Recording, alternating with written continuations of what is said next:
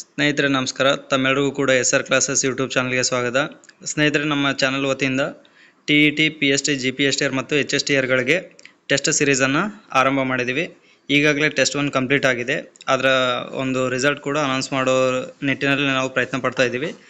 ಈಗ ಟೆಸ್ಟ್ 2 ಬಗ್ಗೆ ನಾವು ಮಾಹಿತಿ ಯಾಕೆ ಕೊಡ್ತಾ ಇದ್ದೀವಿ ಅಂದರೆ, ಟೆಸ್ಟ್ 1ನಲ್ಲಿ ಸಿಲೆಬಸ್ ಯಾವುದು, ಎಷ್ಟು ಓದಬೇಕಂತೇಳಿ ಯಾರಿಗೂ ಕೂಡ ಮಾಹಿತಿ ಇರಲಿಲ್ಲ. ಸೊ ಹಾಗಾಗಿ ಸಾಕಷ್ಟು ಜನ ಪರ್ಸನಲಿ ಮೆಸೇಜ್ ಮಾಡಿ ಕೇಳಿರೋದ್ರಿಂದ ಈಗ ಬಿಫೋರ್ 1 ವೀಕು ಸಿಲೆಬಸ್ನ ಕೊಡ್ತಾ ಹೋಗ್ತೀವಿ, ಜೊತೆಗೆ ಟೈಮ್ ಟೇಬಲ್ ಕೂಡ ಕೊಡ್ತಾ ಹೋಗ್ತೀವಿ. ಅದರ ಬೇಸಲ್ಲಿ ನೆಕ್ಸ್ಟ್ ಟೆಸ್ಟನ್ನು ನಾವು ಕಂಡಕ್ಟ್ ಮಾಡ್ತಾ ಹೋಗ್ತೀವಿ. ಈಗ ನಾವು ಸಿಲೆಬಸ್ ಬಗ್ಗೆ ನಾವು ನೋಡ್ತಾ ಹೋಗೋಣ. ಮೊದಲಿಗೆ ಟೆಸ್ಟ್ 2ನ ಸಿಲೆಬಸ್ ಏನಂತಂದರೆ, ಫಸ್ಟ್ 6ರಿಂದ 10ನೇ ತರಗತಿವರೆಗಿನ ಸಮಾಜ ವಿಜ್ಞಾನ ಭಾಗ 1 ಪುಸ್ತಕಗಳು ಮಾತ್ರ. ಅಂದರೆ 6ನೇ ಕ್ಲಾಸ್ ಭಾಗ 1, 7ನೇ ಕ್ಲಾಸ್ ಭಾಗ 1, 8 ಭಾಗ 1, 9ನೇ ತರಗತಿ ಭಾಗ 1 ಮತ್ತು 10ನೇ ತರಗತಿ ಭಾಗ 1 ಪುಸ್ತಕಗಳನ್ನ ಮಾತ್ರ ನಾವು ಇಲ್ಲಿ ಟೆಸ್ಟಿಗೆ ಕೊಡ್ತಾ ಹೋಗ್ತೀವಿ. ಯಾಕೆ ಈ ಥರ ಕೊಡ್ತಾ ಇದ್ದೀವಿ ಅಂದರೆ, ಫಾರ್ ಎಕ್ಸಾಂಪಲ್ಲು 6ನೇ ತರಗತಿ ಪುಸ್ತಕ ಮಾತ್ರ ನಾವು ಹೇಳಿದ್ದೀವಿ ಅಂತಂದರೆ 7 ಅಥವಾ 8ನೇ ತರಗತಿ ಪುಸ್ತಕದಿಂದ ಕೆಲವೊಮ್ಮೆ ಸಾಕಷ್ಟು ಪ್ರಶ್ನೆಗಳು ಬರೋ ಸಾಧ್ಯತೆ ಇರುತ್ತೆ. ಸೊ ನನ್ನ ಪ್ರಿಪ್ರೇಷನ್ ಟೈಮಲ್ಲಿ ನಾನು ಮಾರ್ಕ್ ಟೆಸ್ಟ್ ಬರಬೇಕಾದ್ರೆ ಅದೇ ಥರ ಆಗ್ತಾ ಇತ್ತು ಪ್ರಾಬ್ಲಮ್ಮು. ಅಂದರೆ ಫಾರ್ ಎಕ್ಸಾಂಪಲ್, ನಾನು ಇವತ್ತು 8th ಕ್ಲಾಸ್ ಫುಲ್ ಪ್ರಿಪೇರ್ ಆಗಿ ಟೆಸ್ಟ್ಗೆ ಹೋಗಿದ್ದೇನೆ ಅಂತಂದರೆ ಅಲ್ಲಿ ಮ್ಯಾಕ್ಸಿಮಮ್ ಕ್ವಶನ್ನು 9th 10th ಬರ್ತಾಯಿದ್ವು. ಆಗ ನನ್ನ ಮಾರ್ಕ್ಸ್ ಬರೀ 34, 35 ಬರ್ತಾಯಿತ್ತು. ಸೊ ಆ ಒಂದು ಕಾರಣದಿಂದ ಅಲ್ಲಿ ಅನುಭವ ಆಗಿರೋದ್ರಿಂದ ಈಗ ನಾನು ಹೇಳ್ತಾ ಇರೋದೇನೆಂದರೆ 6th, 7th, 8th, 9th, 10th ಇಲ್ಲಿ ಯಾವುದೇ ಪಾಠದಿಂದ ಕೇಳಿದ್ರೆ ನಾವು ಮಿನಿಮಮ್ ಮಾರ್ಕ್ಸ್ ಅಂತ ಯಾವುದೇ ಕ್ಲಾಸಿನ ತಗೊಂಡ್ರೂ ಕೂಡ ಮಿನಿಮಮ್ ಮಾರ್ಕ್ಸ್ ನಾವಿಲ್ಲಿ ತೆಗಿಲಿಕ್ಕೆ ಅವಕಾಶ ಇರುತ್ತೆ. ಸೊ ಹಾಗಾಗಿ 6ರಿಂದ 10ನೇ ತರಗತಿವರೆಗಿನ ಭಾಗ 1 ಪುಸ್ತಕಗಳನ್ನ ನಾವು ಟೆಸ್ಟಿಗೆ ಕನ್ಸಿಡರ್ ಮಾಡ್ತಾ ಇದ್ದೀವಿ.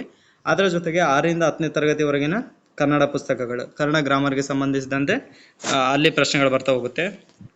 ಅದರ ಜೊತೆಗೆ 6ರಿಂದ 10ನೇ ತರಗತಿವರೆಗಿನ ಇಂಗ್ಲೀಷ್ ಪುಸ್ತಕಗಳನ್ನ ಓದಿದ್ರೆ ಅದರಲ್ಲಿರುವಂಥ ಇಂಗ್ಲೀಷ್ ವ್ಯಾಕರಣವನ್ನು ನಾವು ಕೇಳ್ತಾ ಹೋಗ್ತೀವಿ.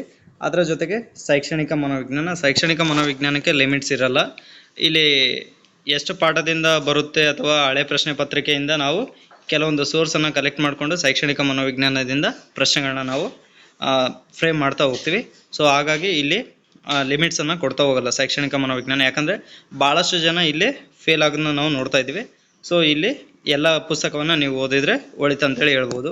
ನೆಕ್ಸ್ಟ್ ಯಾವ ಪುಸ್ತಕದಿಂದ ಎಷ್ಟು ಅಂಕಗಳು ಬರುತ್ತೆ ಅಂತಂದರೆ, ಸಬ್ಜೆಕ್ಟ್ ವೈಸ್ ನಾವು ಮಾರ್ಕ್ಸ್ನ ನೋಡೋದಾದರೆ, ಮೊದಲನೇದಾಗಿ ಸೋಷಿಯಲ್ ಸೈನ್ಸಿಂದ 75 ಅಂಕಗಳು, ಕನ್ನಡಕ್ಕೆ 25 ಅಂಕಗಳು, ಇಂಗ್ಲೀಷ್ಗೆ 25 ಅಂಕಗಳು ಮತ್ತು ಶೈಕ್ಷಣಿಕ ಮನೋವಿಜ್ಞಾನಕ್ಕೆ 25 ಅಂಕಗಳು. ಒಟ್ಟು 150 ಅಂಕಗಳಿಗೆ ಸೆಕೆಂಡ್ ಟೆಸ್ಟನ್ನು ನಾವು ರೆಡಿ ಮಾಡ್ತಾ ಇದ್ದೀವಿ.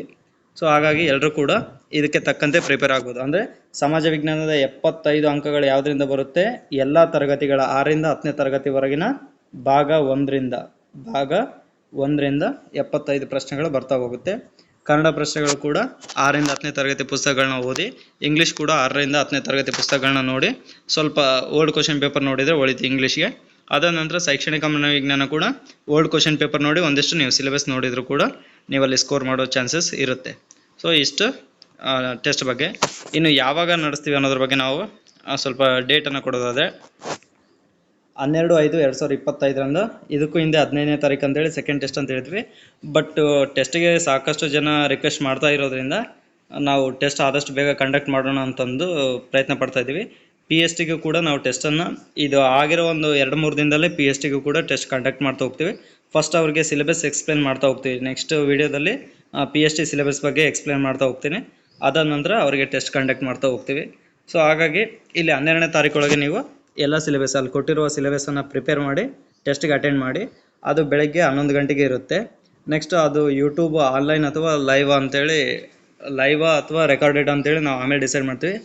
ಲೈವಲ್ಲಿ PPT ಪ್ರೆಸೆಂಟೇಷನ್ ಬರ್ತಾ ಇಲ್ಲ. ಸೊ ಹಾಗಾಗಿನೇ ನಾವು ರೆಕಾರ್ಡೆಡ್ ವಿಡಿಯೋ ಆದರೂ ಅವತ್ತು ಟೆಸ್ಟಿಗೆ ಅಪ್ಲೋಡ್ ಮಾಡ್ತಾ ಹೋಗ್ತೀವಿ. ಅದಾದ ನಂತರ ನೀವು ಕೀ ಆನ್ಸರ್ಸ್ನ ಬರೆದು ನೀವು ನಮ್ಮ ವಾಟ್ಸಪ್ಗೆ ನೀವು ಸಬ್ಮಿಟ್ ವಾಟ್ಸಪ್ಗೆ ಆಗ್ಬೋದು, ಅಥವಾ ಟೆಲಿಗ್ರಾಮಲ್ಲಿ ಕೂಡ ನೀವು ಮಾರ್ಕ್ಸನ್ನು ಆಗ್ಬೋದು. ಓಕೆನಾ? ಇಲ್ಲಿ ಡಿಸ್ಕ್ರಿಪ್ಟಿವ್ ಟೈಪ್ ಕ್ವಶನ್ಸ್ ಇರಲ್ಲ. ಟೋಟಲ್ ಎಲ್ಲವೂ ಕೂಡ 150 ಮಾರ್ಕ್ಸು ಅಬ್ಜೆಕ್ಟಿವ್ ಟೈಪೇ ಇರುತ್ತೆ. ಇದರಲ್ಲಿ ನೀವೇ ವ್ಯಾಲ್ಯೂಯೇಷನ್ ಮಾಡ್ಕೋಬೋದು. ನಂತರದಲ್ಲಿ ನಾವು ಕೀ ಆನ್ಸರ್ಸ್ ಬಿಟ್ಟು ಕೆಲವೊಂದು ಪ್ರಶ್ನೆಗಳನ್ನ ವಿಶ್ಲೇಷಣೆ ಮಾಡ್ತಾ ಹೋಗ್ತೀವಿ. ಅಲ್ಲಿ ನಿಮಗೆ ಆನ್ಸರ್ಸ್ ಗೊತ್ತಾಗುತ್ತೆ. ಸೊ ಇನ್ನು ಯಾರಿಗೆ ಈ ಒಂದು ಟೆಸ್ಟ್ನ ಅವಶ್ಯಕತೆ ಇದೆ, ದಯವಿಟ್ಟು ಅವ್ರಿಗೆ ಈ ಒಂದು ವಿಡಿಯೋವನ್ನು ತಲುಪಿಸಿ ಅವರು ಕೂಡ ಪ್ರಿಪೇರ್ ಆಗಲಿಕ್ಕೆ ಸಹಾಯ ಮಾಡ್ತಾರೆ ಅಂತೇಳಿ ನನ್ನ ಒಂದು ಅಭಿಪ್ರಾಯ. ಇನ್ನೂ ಕೂಡ ಯಾರು ಟೆಲಿಗ್ರಾಮ್ ಚಾನಲ್ಗೆ ಜಾಯ್ನ್ ಆಗಿಲ್ಲ ಅವರು ಈ ಕೆಳಗಿನ ಕಾಮೆಂಟ್ ಬಾಕ್ಸಲ್ಲಿ ನಾನು ಟೆಲಿಗ್ರಾಮ್ ಲಿಂಕನ್ನು ಕೊಟ್ಟಿರ್ತೀನಿ, ದಯವಿಟ್ಟು ಟೆಲಿಗ್ರಾಮ್ಗೆ ಜಾಯಿನ್ ಆಗಿ. ಮತ್ತು ಟೆಸ್ಟ್ ಬಗ್ಗೆ ಏನಾದರೂ ಒಪಿನಿಯನ್ಸ್ ಇದ್ದರೆ ಕಾಮೆಂಟ್ ಸೆಕ್ಷನಲ್ಲಿ ಹೇಳ್ಬೋದು, ಅಥವಾ ನನಗೆ ಪರ್ಸನಲಾಗಿ ವಾಟ್ಸಪ್ಪಲ್ಲಿ ಮೆಸೇಜ್ ಮಾಡಿ ನೀವು ಹೇಳ್ಬೋದು. ಇಲ್ಲಿಗೆ ಈ ವಿಡಿಯೋವನ್ನು ಮುಗಿಸ್ತಾ ಹೋಗ್ತೀನಿ. ಧನ್ಯವಾದಗಳು.